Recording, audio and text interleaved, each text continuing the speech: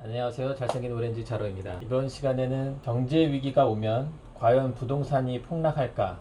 이거에 대해서 한번 저 나름대로의 생각을 말씀드려 보려고 합니다. 지금 사람들이 가장 지금 두려워하고 불안불안해 하는 것이 유주택자나 무주택자나 똑같이 이 경제 위기에 대한 거일 겁니다. 일단 유주택자는 경제 위기가 오면은 내가 가지고 있는 집값이 떨어질까? 아마 대부분의 사람들의 재산의 대부분이 집에 있기 때문에 이 집값이 떨어질까, 부동산이 폭락할까, 이거에 대해서 이제 좀 두려워하고 불안감을 왠지 가지고 계실 분들이 있을 거고, 그 다음에 무주택자는 반대로 경제 위기가 왔을 때 집값이 폭락하면은 이 집값을 뭐 반값이나 그렇게 헐값에 사겠다, 이제 폭락한 가격에 싸게 사겠다 하기 때문에 그동안 사고 싶어도 꾹꾹 참아왔다가 이거를 사기 위해서 기다린 분이 있을 거라고 생각합니다.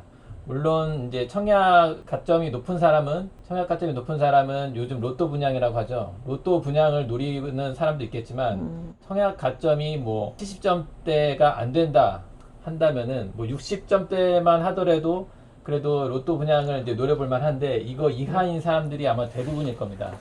그런 사람들은 어차피 타이밍 놓친 거, 경제 위기가 됐을 때 부동산을 싸게 사자, 이런 생각을 가진 분들이 많을 거라고 봅니다. 그런데 이렇게 생각하는 이유가 예전에 98년도 IMF 때 그때 많이 이렇게 꺾였었죠.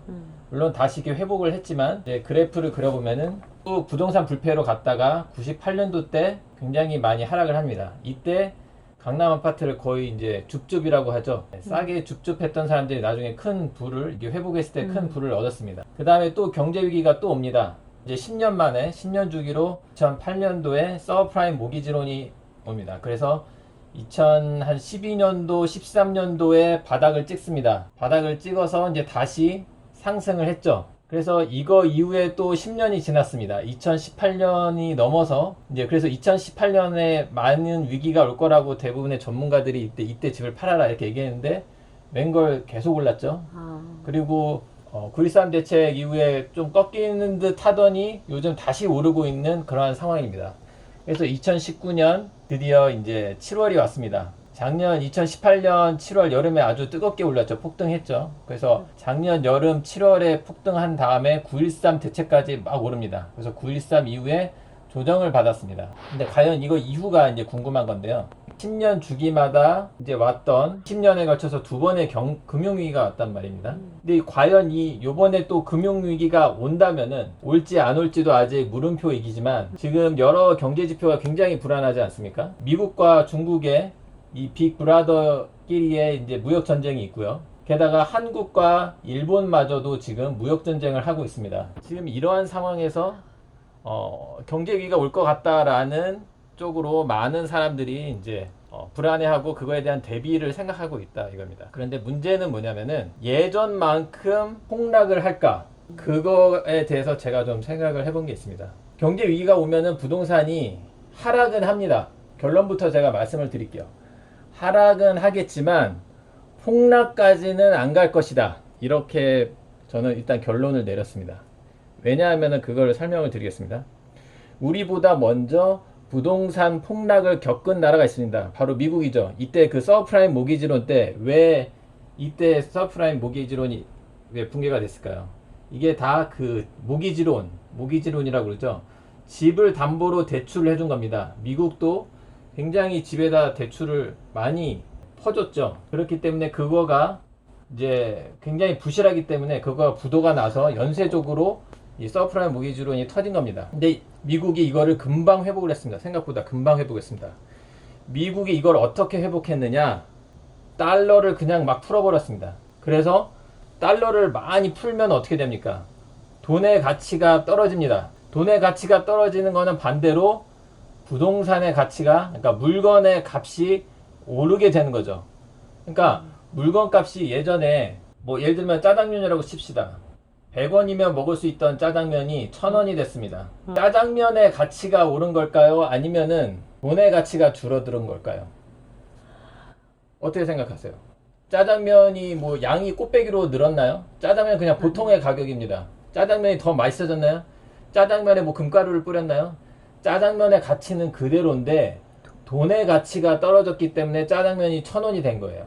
그래서 옛날에 100원의 가치가 지금은 1000원의 가치가 이제 10배가 떨어진 거죠. 이렇게 된 거는.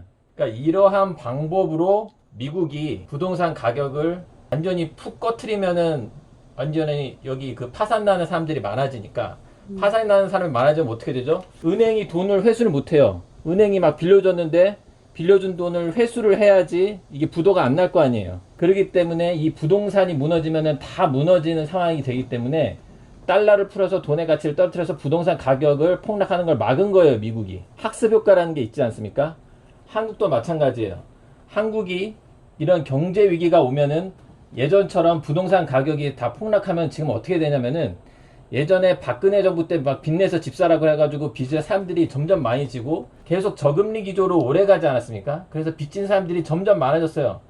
이자가 싸니까 사람들이 막 돈을 막 빌려서 부동산에다가 막 때리 부은 거예요. 그 지금 부동산 안에 빚이 잔뜩 들어있는데 그 빚져 집을 산 사람들 다 파산해버리면은 은행이 일단 다 무너지게 됩니다. 왜냐하면 빌려준 돈 못 받아내니까 다 부도가 내는 거예요. 그래서 다 연쇄적으로 이렇게 망가지기 때문에 나라에서 절대로 부동산 폭락을 원하지는 않아요.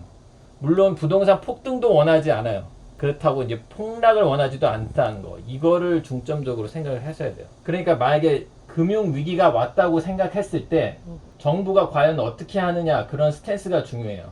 지금까지는 계속 규제 일변도로 나왔기 때문에 사람들은 그런 생각을 못 하는데 정부가 정권을 유지하기 위해서는 경제가 붕괴되면 안 되는 거예요. 그렇기 때문에 만약에 금융위기가 온다, 경제위기가 온다 하면은 무조건 부동산 가격을 지키려고 애를 쓸 거예요. 그런데 그 부동산 가격을 어떻게 지키느냐? 미국한테서 배운 대로 한다 이겁니다. 우리는 뭐 달러를 찍어내는 나라가 아니니까 그 대신에 어떻게 하냐면은 돈을 많이 푸는 거예요. 화폐 가치를 떨어뜨릴 거예요. 원의 가치. 근데 돈의 가치를 떨어뜨리는 아주 강력한 카드가 있어요. 그 카드가 뭐냐? 여러분들 얘기 많이 들으셨을 거예요. 화폐개혁이에요. 화폐개혁. 화폐개혁 일단 두 가지 방법이 있죠. 첫 번째는 지금 5만원권 발행했잖아요. 10만원권 발행합니다. 두 번째, 이거보다 더 강력한 대응. 화폐개혁으로서 0을 빼버리는 거예요. 지금 1000원이었던 거를 100원으로 바꾼다든지 아니면은 1000원을 1원으로 바꾸는 거예요. 달러처럼. 지금도 그런 얘기 가끔 나왔었잖아요. 한번 그거가 정부가 괜히 흘린 게 아니에요. 한번 여론의 그거를 흘림으로 해서 이거를 향후에 이런 일이 벌어졌을 때 시뮬레이션을 해보는 거예요. 경제 위기가 왔을 때 어떻게 대응을 했느냐.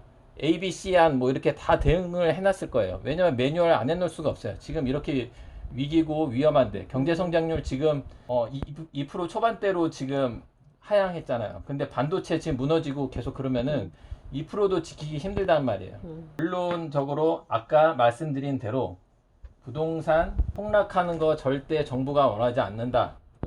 만약에 부동산 폭락의 기미가 있으면은 정부가 이거를 막기 위해서 화폐 가치를 떨어뜨릴 확률이 굉장히 높다. 그거의 솔루션으로 화폐 개혁을 할 것이다. 이러한 것을 염두에 두시고 경제 위기에 대응을 하셔야 됩니다. 무주택자들은 지금 이 부동산 하락만 바라보고 있을 텐데 무주택자들이 굉장히 위험한 이유가 뭐냐면은 전세금, 우리는 어차피 전세기 때문에 부동산이 상승하거나 하락하거나 특히 하락했을 때 내 돈은 세이브 된다. 이런 생각을 가지시면 굉장히 어리석은 겁니다. 왜냐면은 내가 전세금 지금 뭐 5억짜리 집을 살고 있어서 난 5억이 아무리 집값이 떨어져도 난 5억을 계속 보전할 것이다. 이렇게 생각하면은 큰 오산인 게 그 사이에 물건값, 지금 뭐 10,000원이면 먹을 수 있던 설렁탕 값이 그때는 20,000원이 될지 모르는 거예요. 지금 설렁탕 값이 20,000원인데 이 5억이 지금의 5억과 같은 5억일까요? 미래에 있는 5억이? 똑같이 5억이라고 하더라도 설렁탕이 20,000원이 되는데 이게 같은 5억일까요? 돈의 가치가 떨어진 거예요. 그러니까 내 돈이 세이브 된 게 아닌 거죠. 내가 살 수 있는 것들이 그만큼 줄어들었는데 이게 같은 5억이 된 게 아니잖아요. 그 5억의 가치가 이제 떨어졌기 때문에 자산 하락이라고 볼 수가 있어요. 내가 그렇게 지키고자 했던 피 땀 흘려서 월급 모아서 했던 돈이 그게 지켜진 게 아니에요. 그대로 있는 게 증식을 해놔야 돼요. 돈의 가치가 떨어졌기 때문에. 이게 10,000원, 20,000원 됐으면 5억을 10억으로 불려놔야지 본전인 거예요. 이게 본전인 거예요. 그렇기 때문에 무주택자들은 어떻게 보면 굉장히 위험하다. 로또가 당첨되면은 그나마 내 자산을 그대로 가치를 지킨 거지만 로또 떨어졌다. 어떻게 할 건가요? 대책이 없는 거예요, 그거는. 그러니까 어떻게 해서든 이러한 상황에서 정부가 어떻게 나갈 건지, 그 다음에 화폐 가치가 점점 떨어지고 있는데 그거에 대한 대책은 없는지, 그런 거를 한번 고려를 해보시기 바랍니다. 오늘 영상은 여기까지 하겠습니다. 감사합니다.